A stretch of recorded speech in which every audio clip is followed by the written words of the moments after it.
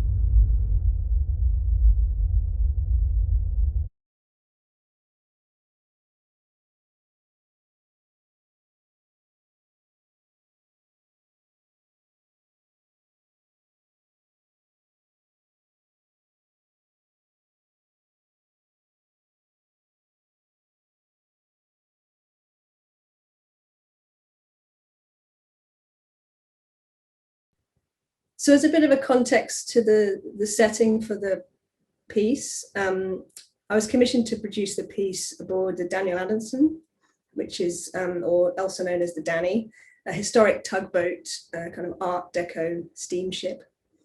And it's a vessel from another time. It's refurbished and operated by a volunteer force of ex-mariners, many from the Merchant Navy. And the boat really represents a kind of long gone era of commercial shipping. It was built in 1903 to tow barges between Ellesmere Port and Liverpool up the Manchester Ship Canal. And the piece takes place aboard the ship as it's traveling along the Manchester Ship Canal, this kind of historical route for cargo between Liverpool and Manchester. And it's a very different context from what we have now. It was pre-containerization. And this tugboat would have been pulling cargo vessels, but at a totally different scale to what operates in the world currently. So the footage for the film was shot over a year on 2 separate trips I took on cargo ships across the South China Sea with a studio I run together with Liam Young called Unknown Fields. We spent time aboard huge container ships, visiting ports in China, Korea, Taiwan, and Vietnam. And it's interesting looking back on it. At the time, we didn't think much about the sea itself beyond the surface, even though we were on the ship for days at a time. And this is, just play this. This is the engine in the Daniel Adamson, in the steamship, which has its own rhythm. And the speed and the rhythm of shipping and consumerism was something that I was interested in, this kind of idea of music, of a rhythm that's playing the ocean, playing the planet.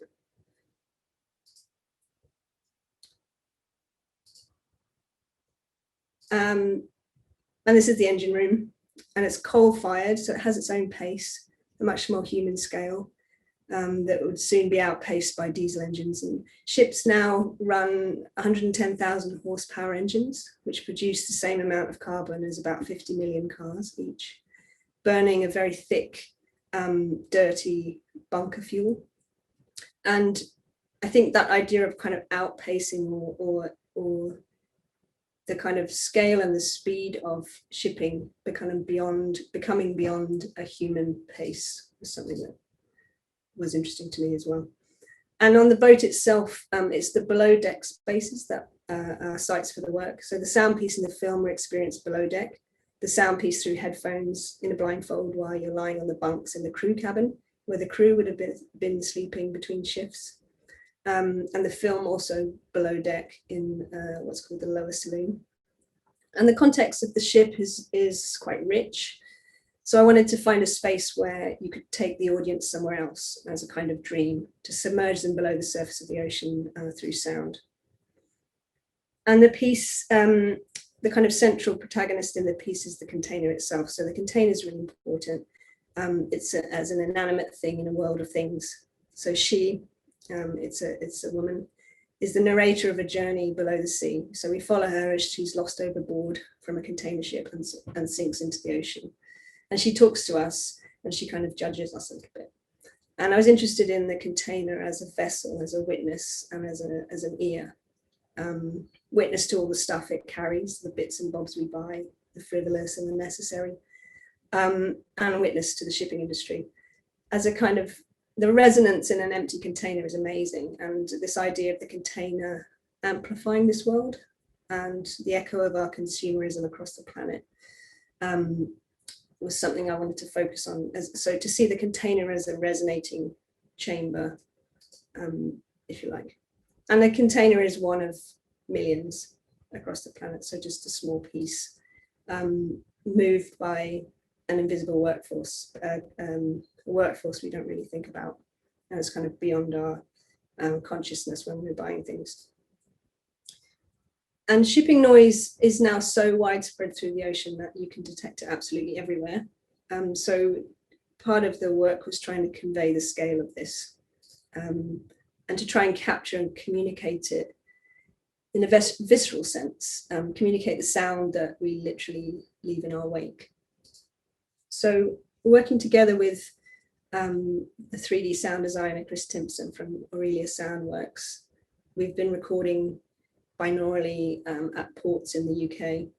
And I've also been playing sounds of everyday objects recorded in my house during lockdown into a container and re-recording them.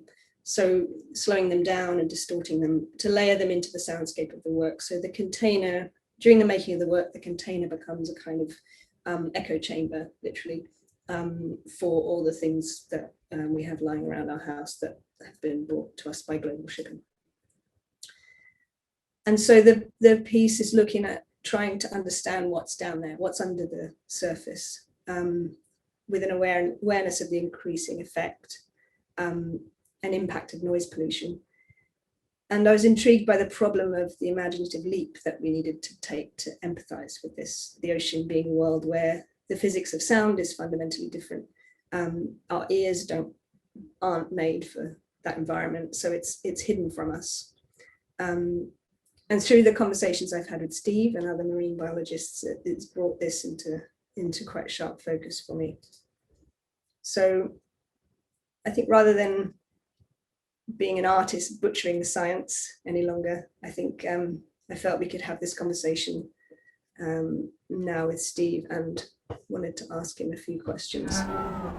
Okay, so I'm delighted to be chatting with Steve Simpson of Exeter University, and I'm going to invite Steve to introduce himself and describe his setting for us.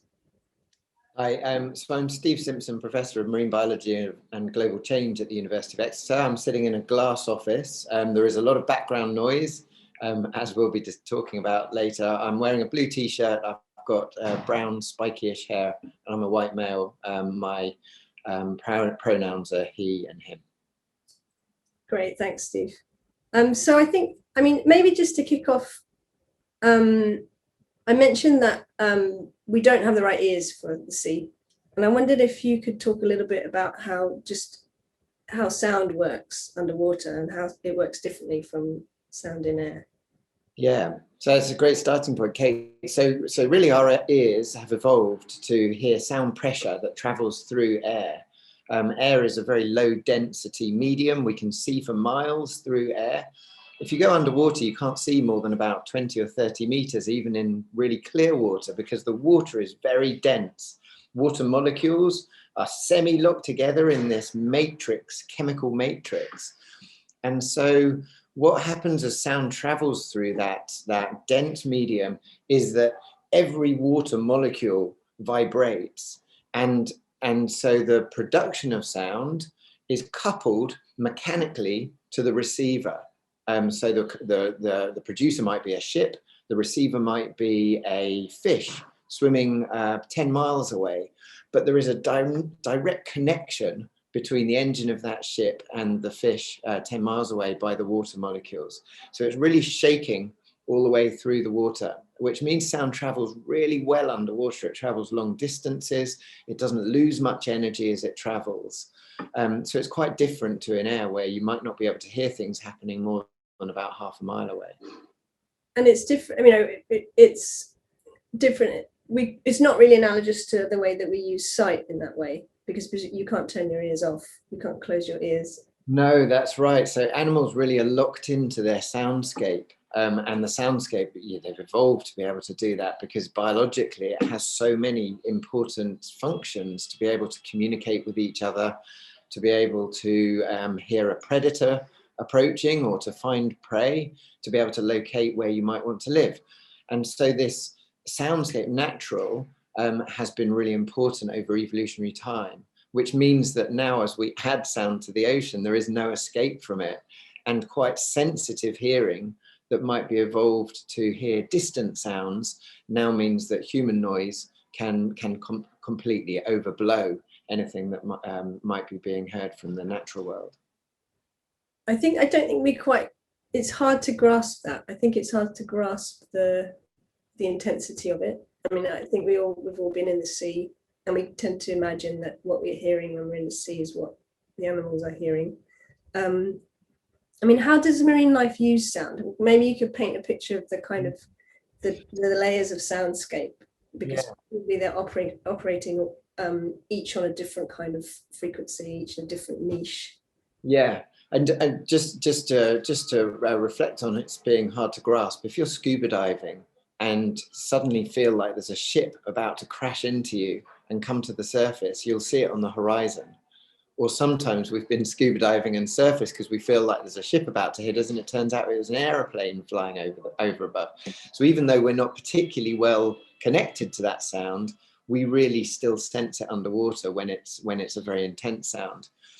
But if we think about why sound is important to animals, at very local scales, animals use sound to communicate to each other. So you might find clownfish talking to each other inside an anemone. A small colony of fish might not travel more than about 10 meters in their whole life, but they can use sound as a way of quite complex language, being able to discuss their situation, alert each other if predators are nearby, court each other, so males and females trying to impress on each other by the sounds that they're making. If we start to zoom out a little bit, we realize as well as animals communicating with their neighbor, they might be talking over larger distances. So whales are known to be able to communicate over whole ocean basins sometimes. But even fish will communicate to each other either to try and attract a mate into their nest. So they're calling out into the blue to try and attract the attention of a potential mate. Or you get foraging fish that go out hunting at night. They'll speak to each other as a school as they find different areas of high abundance of prey. If we then zoom out slightly further, you start hearing not just the sound of the clownfish or of the nocturnal soldier fish. You start putting it together and it becomes this orchestra of sound that you hear in the ocean. And that soundscape then is really important for animals as they navigate or orientate to their environment. So we've done a lot of work on the Great Barrier Reef, finding that fish can hear their way home. They have particular aspects of the soundscape they're listening out for as a way of finding the right place to live. This tends to happen right at the beginning of their life. They develop in the plankton as larvae, spend a few days or weeks turning from a small translucent little a scrap of a fish into something about the size of your fingernail, which is now ready to go and make its life in the coral reef environment. And the soundscape tells that fish who lives there. So in the way that if you are moving to a new city, you might get on the internet and try and research a few different suburbs without having to go and actually move in to each of those suburbs. We think fish can do the same thing by listening and can pick the right place to live. So that gives you an idea of how the local habitat the soundscape of the habitat can be really important. And then as we really start to zoom right out, we realize that there is much more repeatable sounds driven by things like the tides or by wind direction or by the sounds of the continental shelf that are used by whales, particularly in long distance migrations. So you mentioned the internet. I'm looking up something on the internet. Do you think it's because it strikes me as being much more like that, much more like a kind of a vast network, in a way very different to the way our vision works. It's very much kind of, we focus on something and then we focus on the next thing, whereas it's much more a kind of tapestry or like a texture that's much wider ranging, much more far reaching, like kilometers and kilometers. Yeah, so that's it's really interesting making those comparisons.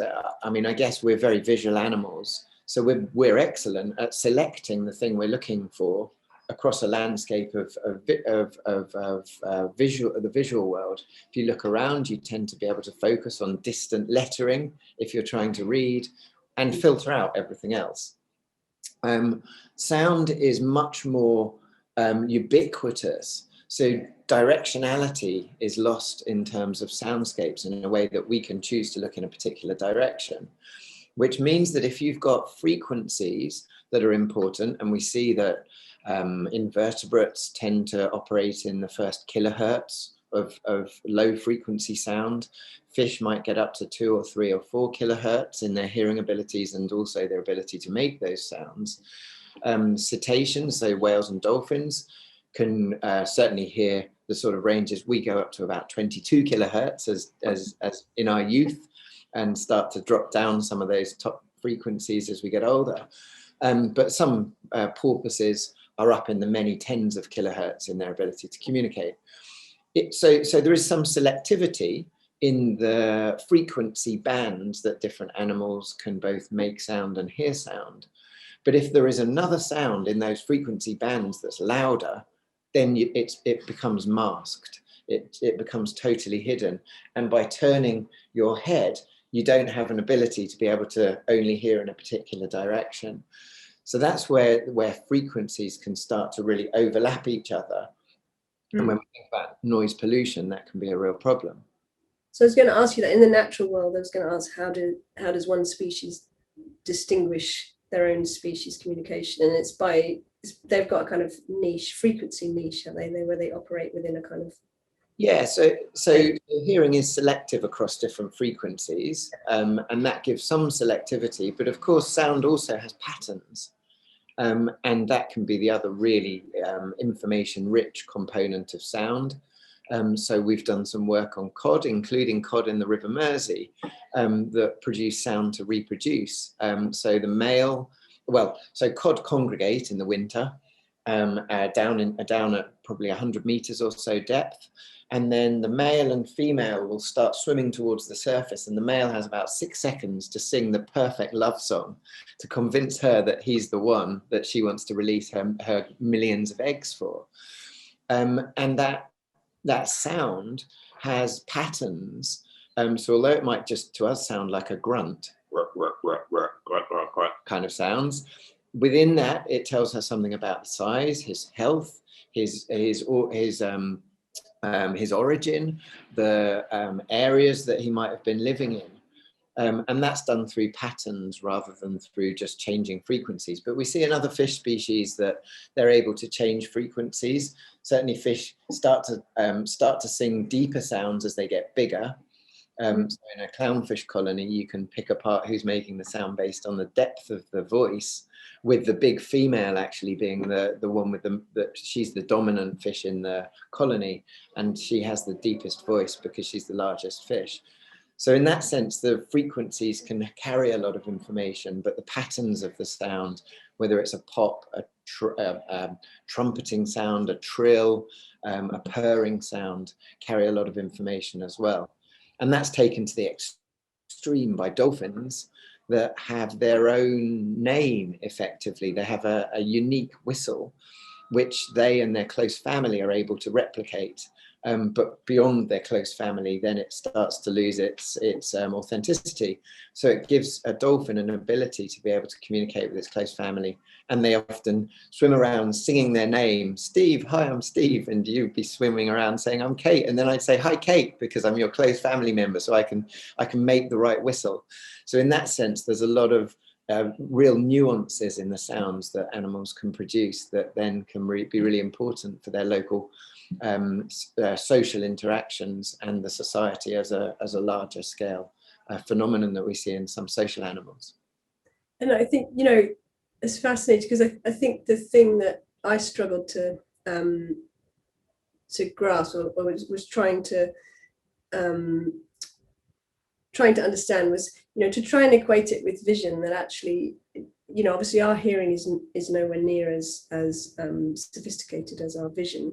And we can really build pictures with sound under the sea, or that it's not just a kind of background noise, not just hearing this sound or hearing someone call your name, but literally painting a picture of the world as a kind of 3D scan. Would you agree with that? Yeah, I mean, it's such an immersive. I think it's interesting that you say that our vision is better than our hearing, because I think we are very visual animals, and it does tend to predominate the decisions that we make in a multi-sensory situation. But somehow still, across the entire animal kingdom, including humans, sound does things to us that we can't control. If you play music with the right beat, you can't stop but dance. If there are sounds that annoy you, and that might be in the case of an office, the sound of the air conditioning unit, it can drive you to distraction. You can't filter something out. So I think in that sense, we still do have that animal connection to sound. But in the marine environment, it can mean life and death. It can mean your chance to reproduce or not. And we see that almost any animal we look at, from the simplest little planktonic animals, things like the larva of a coral, which is just a bag of cells covered in hairs, those hairs are locked into the water and give it this really primordial connection to the natural world around it. And so in that sense, I think the tapestry of sound that immersive experience that all animals have when they're in their ocean soundscape is something that fills us then with kind of wonder. But the more we understand about it, the more we realize we're understanding the natural world, and the natural world that we once evolved from. It includes us, yeah. So tell us about man-made noise then, because I think I was certainly, when I started this project, I'd kind of assumed that it was more of a kind of annoyance, if you like. And I think over the course of researching the project, come to realize that actually it's much more fundamental than that, much more physical. Yeah, so you're right that in the background noise can be annoying. And so whether it's the sound of distant ships, although when we say distant ships, if we look at how sensitive the hearing of a blue whale is, the blue whale will hear a ship coming towards it for over a day as it passes overhead and then carries on. And so that experience of ship noise could last 2 days for an individual ship. But when we listen to the ocean, there's a background hum from the 50 or 60,000 ships that transport almost all world trade around. So that can elevate stress levels, and elevated stress can then have effects on your immune system, on your ability to be able to reproduce, on the development of young animals, embryonic development, and so on. When we look at the kind of more acute types of sound, so that could be a motorboat passing very close to a coral reef, we realize that that can then not just cause slightly elevated stress or distraction, but it can carry a life and death challenge. So you might fail to notice the predator that is using the soundscape as a way of preying on vulnerable species that are sensitive to sound.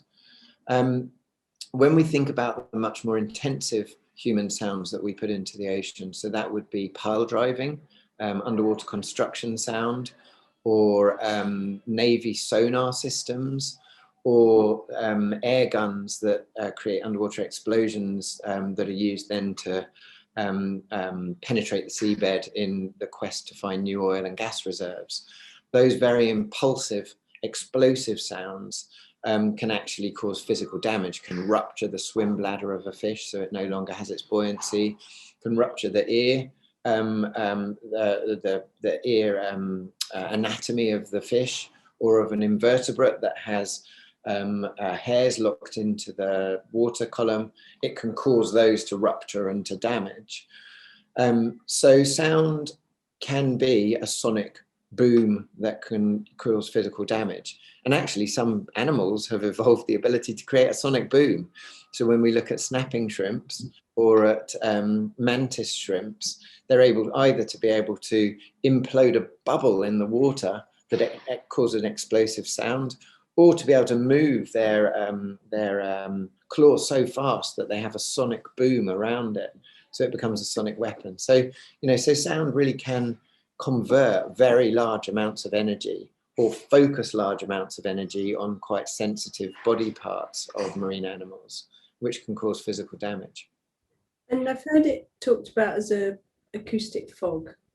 I mean, that's one analogy, I guess. Like, are there any analogies that you could describe that try and kind of communicate that to us? What is it like to have a ship pass? Yeah. I mean, I think the acoustic fog is a really important analogy when we think particularly about whales that use sound to communicate over large distances.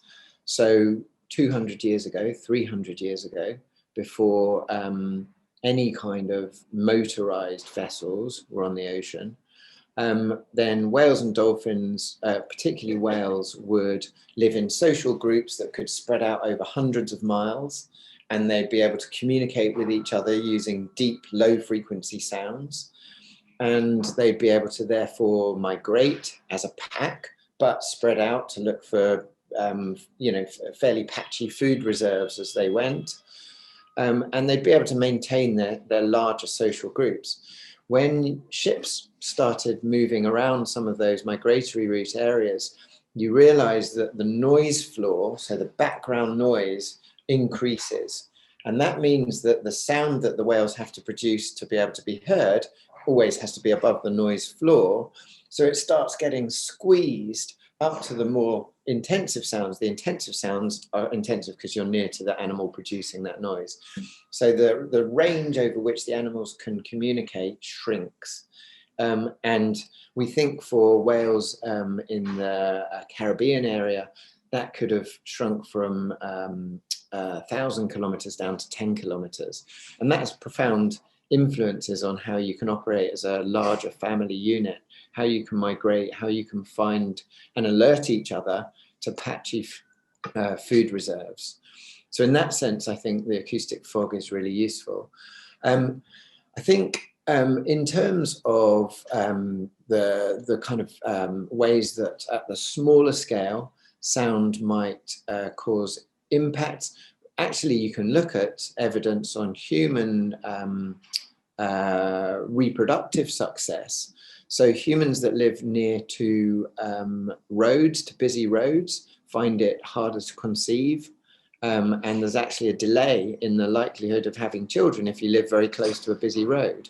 And there are ways that you can deal with that through double glazing, triple glazing, to try and reduce or insulating your house to that noise.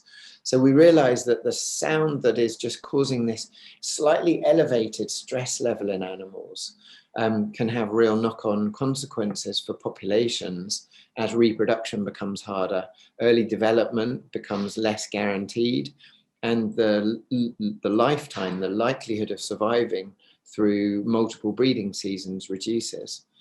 So in that sense, we see that there are real potential issues with noise pollution in the ocean. And is marine life adapting? How do they work around the noise pollution? Is it like they change frequencies or? Yeah, there are various ways that we know birds can do this in cities.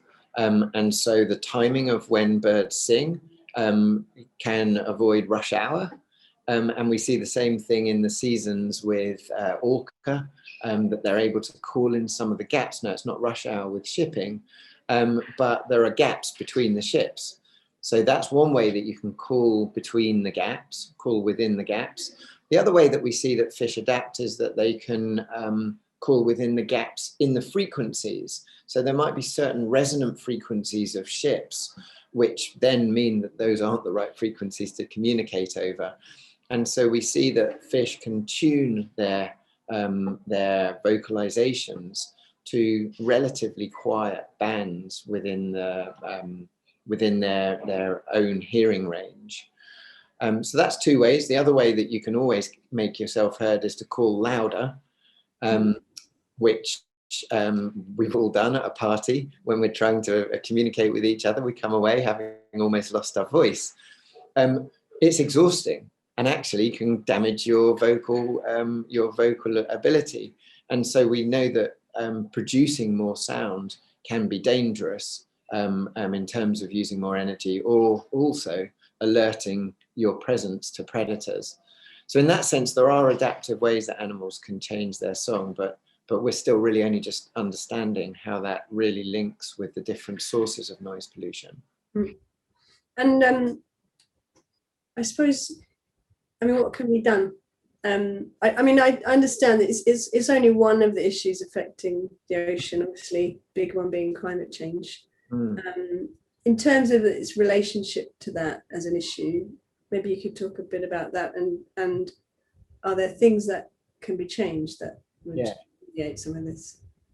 Yeah, so I've probably painted a fairly gloomy picture there, but it's really the last 10 or 15 years that we've gone from knowing nothing, really appreciating very little about how noise pollution can cause an effect in the ocean, through to now having a pretty good understanding of how noise can affect a real diversity of different types of animals and different sources of noise.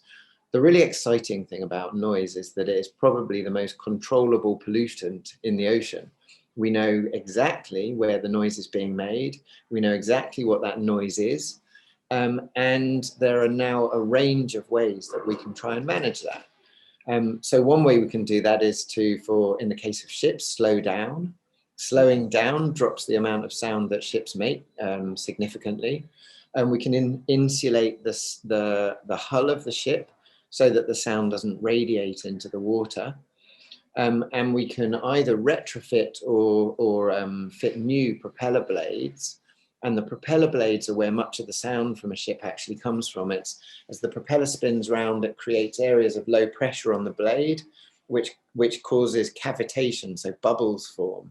And those bubbles then burst in the water, and that creates a very loud sound. So we can change through technology the types of sounds that ships make. For smaller boats with outboard engines, there has been a big drive to move from two-stroke engines, which really rattle, to four-stroke engines that hum. So to change from rattling to humming is a good move in the right direction. But electric engines now are phenomenally more quiet. And that is likely to be an important part of our future, that we move to more electric engines on boats. When it comes to the more intensive sounds, things like pile driving, so a really important move is for us to switch away from oil and gas and towards renewable energy sources, and the ocean is full of renewable energy resources. But we need to build on the seabed to put a wind farm out, for example. Rather than banging very large steel piles into the seabed, there are other forms of foundation. So we can drill the pile into the seabed. We can vibrate it down into the seabed rather than hammering it. But if we are hammer piling, we can also then blow a curtain of bubbles around the outside of the steel pile, and that bubble curtain insulates the sound inside the curtain. So there's some really interesting technological ways we can reduce sound. We also know when animals migrate. We know when the breeding seasons are for lots of different species. So we can choose to stop making noise during those periods, or we can move a shipping lane.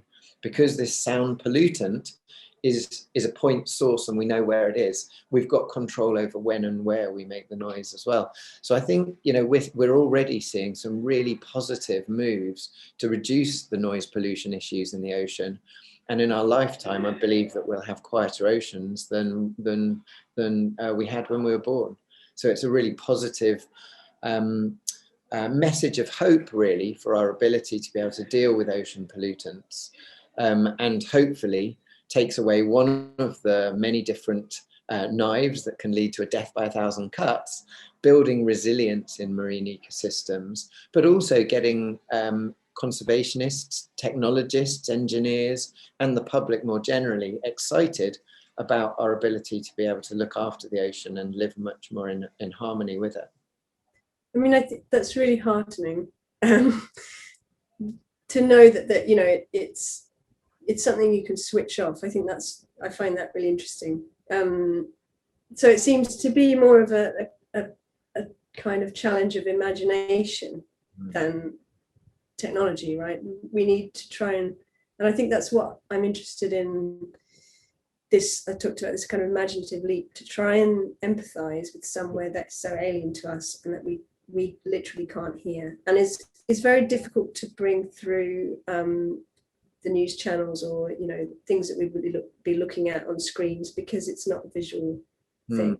And so it's hard to, you know, I think the picture of the polar bear on the iceberg alone in the ocean is very powerful, but I don't know if we have a similar kind of iconic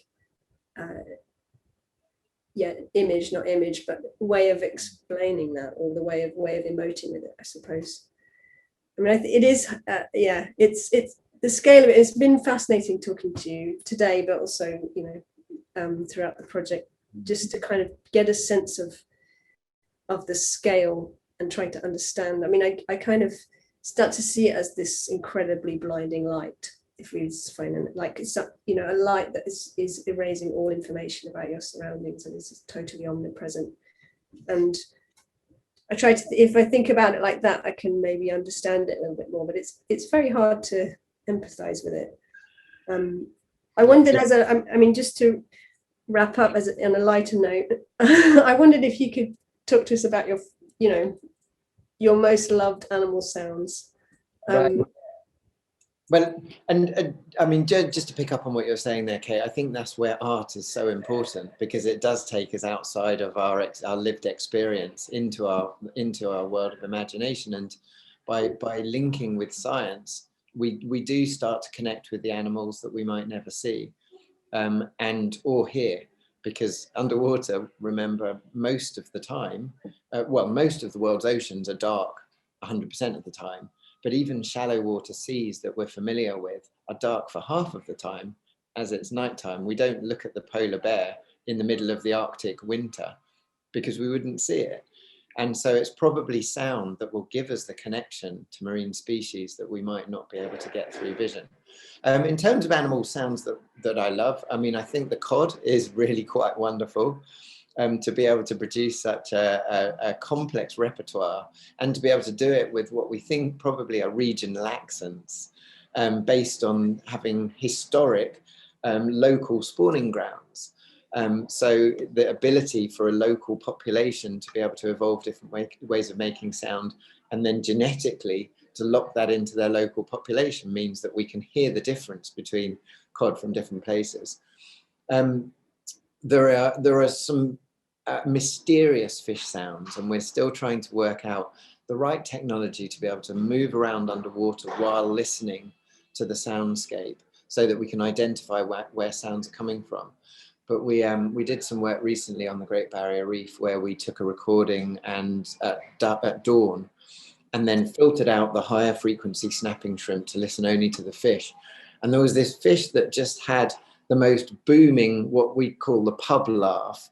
So the sound that you would hear across a busy pub of a fish that can laugh like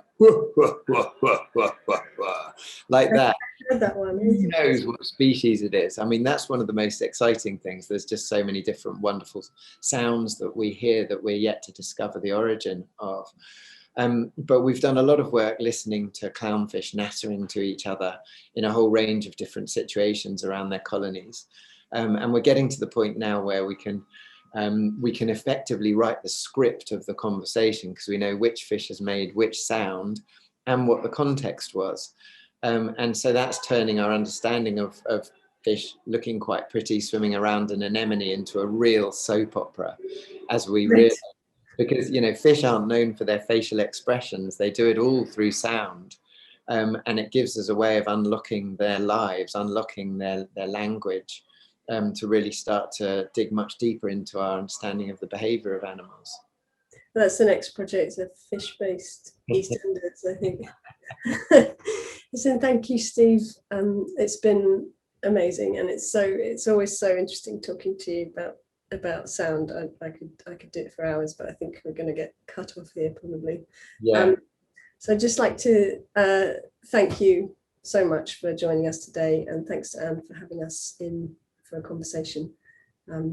Thanks very much. Thank you, Kate.